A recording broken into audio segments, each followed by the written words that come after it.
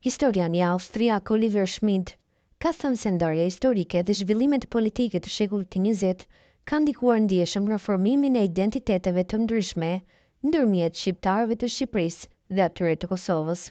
Ai theksoi se ekzistenca e dy shteteve shqiptare në Ballkan tashmë është një realitet që ndikon çdo ditë në ndërtimin e përkatësive të reja shoqërore.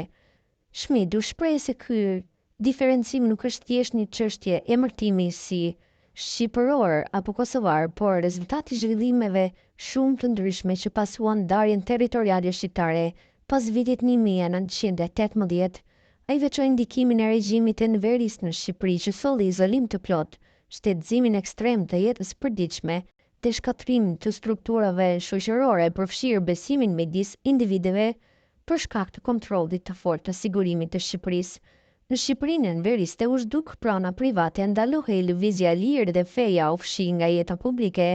Në ish Jugosllavi, shqiptarët lëviznin, kishin qasje në teknologji, mallra dhe kontakte me botën. Këto dallime kanë ndikuar fuqishëm në vetdije dhe kulturën shoqërore të shqiptarëve në të dy anët, ka thënë ai në KTV. Sipas tij, pikërisht për shkak të këtyre dallimeve, sot ekziston një diferencë thelbësore në kulturën politike mes Shqipërisë dhe Kosovës, një aspekt që sipas historianit përbën ndryshimin më të madh mes dy shteteve shqiptare. Suroi ngriti çështjen nëse ky proces do të çojë drejt formimit të identiteteve të reja shqiptare në shekullin e 21, përfshirë edhe diasporën si bashkësi shqiptare, më të larmishme, më të shpërndarë jo vetëm në Ballkan, por në mbar botën.